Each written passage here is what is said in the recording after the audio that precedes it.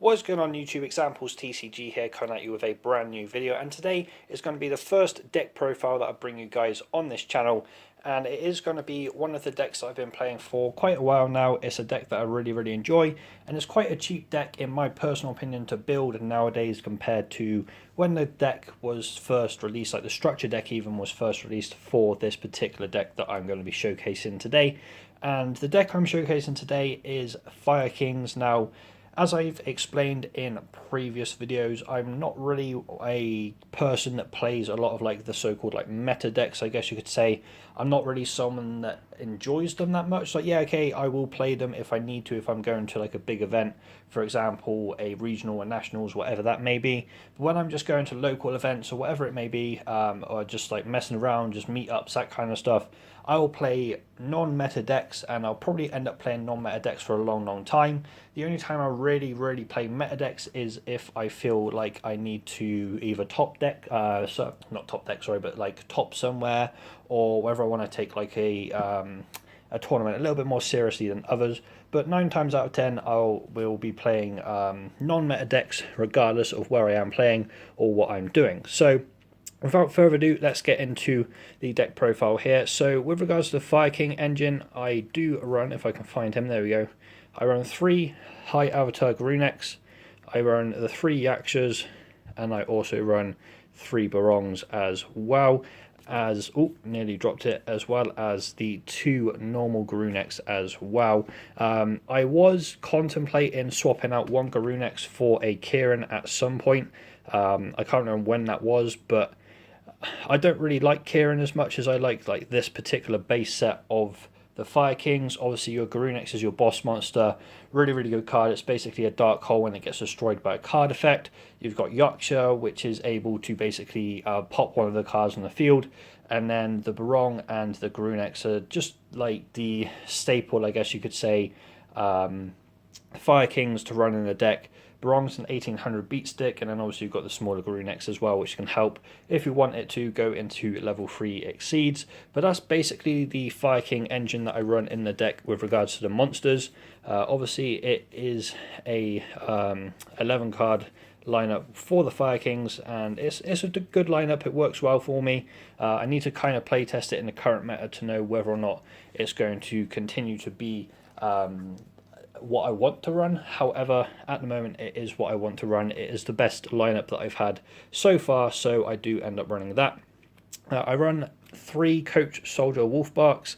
Again, it's just another level 4 that you can run in the deck. It synergizes very well with the deck as well, and also, as I said, it's a level 4, and most of your exceeds are level 4s or rank 4s even, so this guy can help go into them a lot easier.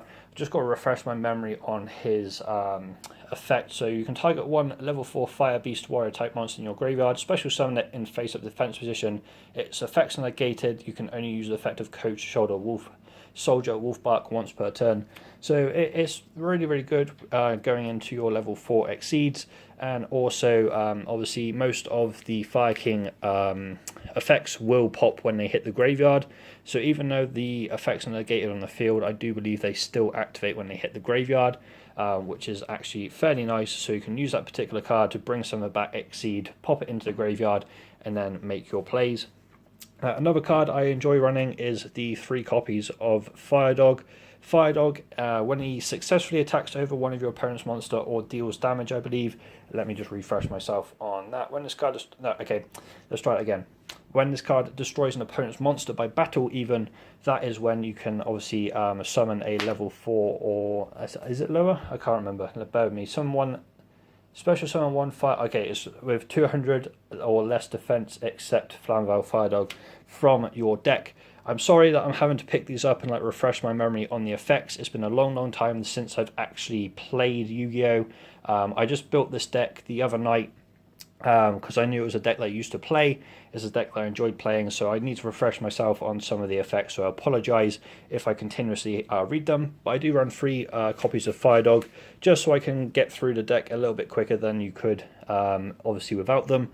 So it's a very nice card in my personal opinion to have in the deck. It just helps thin your deck out and get into your plays a lot quicker than you can obviously going without them. So I run the 2 copies of Bear and a sole copy of Sacred Phoenix. The reason I run the Bears is I do run some of the fire formations as spells, so obviously the Bears can help me get into those spells. And then the 1 copy of Sacred Phoenix basically acts as a heavy storm, so obviously you can use his effect to basically clear the board of any like pesky spell or trap cards that you don't want to be laying around. You can get rid of those as well. So on to the spells. If I'm perfectly honest, if you don't run 3 copies of each of the Fire King spells, then you're playing the deck wrong. That's just my personal opinion. As I said, some people like to run 3 Onslaught, 2 Circle, and 3 Island. I like to play 3 of each just because I feel it's a little bit more consistent than playing 3-2-3. Not really too much to say about these particular cards. They're a staple in the Fire King deck. Obviously, Fire King Island is the most recent card, unless there's anything else that's been released that I'm not aware of. That actually helps the Fire Kings in general. So running 3 copies of Fire King Island is a necessity, as well as the 3 Onslaught and the 3 Circles. So that is why I play 3 copies of each. As I said, other people prefer to play 3-2-3. I prefer playing the 3-3-3 lineup just because it's a little bit more consistent in my personal opinion. And then I do run the 3 copies of Tenki and the 1 copy of Tensu. As I said, I run the Bears to help myself get into these. And then these particular spells allow me to kind of bolster the deck a little bit more, add a little bit more firepower to the deck as well. And they work really, really well with the cards you've got in the deck. So I do run the 3 and 1. Again, some people like to run 3-2 and then cut another card. For example, they might cut the Circle for another Tensu. I have also seen some builds that don't run this particular engine at all.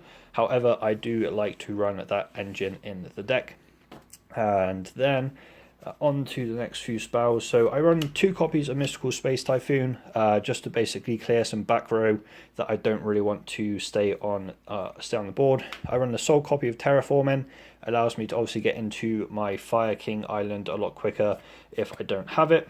I do have the Rekindling and also the Dark Hole. Now, I did briefly scan over the ban list recently, and everything in this deck I believe I can still use. Obviously, let me know if I can't, but I'm pretty sure that everything in the deck I'm able to use. But nevertheless, Rekindling, I would love to have this particular card at 3 rather than 2. Unfortunately, not 2, sorry, 1. Unfortunately, we can't run any more than 1 copy of it, so that is why there's only 1 copy of Rekindling. And Dark Hole's not really needed, but at the same time, I have it just in case I can't get into any of my high Avatar Garunexes. I do like to use the Dark Hole for that particular instance.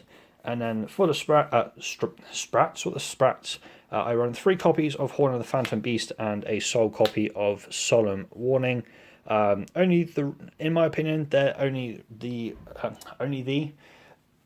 the only 4 traps even that I consider running in a deck. There's obviously other traps that I could potentially put in, but in my personal opinion, they're the best 4 traps, or best 2 traps to run in the deck. Obviously 3 copies of Horn and a sole copy of Solemn Warning. Personal opinion again, but I do like that particular lineup. So that's it for the main deck. I believe that is 40 cards exactly in the main deck. Now with the side deck, this is not complete. I've still got 4 spaces left. I want to put in 3 copies of Diamond Direwolf, and there's something else that I want to put in as well. Obviously, Diamond Direwolf works really well with the deck itself, but I don't have Diamond Direwolf at the moment, hence why he's not going to be in this particular extra deck list. But nevertheless, let's get into the extra deck. So I do run 3 copies of Tiger King. Just one of the best level 4s for this particular deck, especially with the synergy it has. So I run 3 copies of him. I run 1 copy of Dark Rebellion Exceed Dragon, 1 Giant Hand, 1 Abyss Dweller, a Gagaga Cowboy, a Castal, a Photon Pack Preparative, and also a Master Key Beetle as well. Part of me is saying this card I can't use, I don't know why, but I'm pretty sure I can. But that is the extra deck at the moment. As I said, I do want to add in 3 Diamond Direwolves, and there's a space for 1 extra card to go in there as well. But that's pretty much the deck profile for today, guys. If you've got any recommendations of what I should take out, put in, whether I should cut cards, put cards in, whatever it may be, if you've got any recommendations for the deck, just let me know in the comment section down below. I'll be more than happy to just scroll through them, see what people's feedback are, and see if I can make the deck any better than it is at the current moment in time. But this is the deck profile for my Fire Kings, guys. I hope you did enjoy it, and I shall see you in my next video.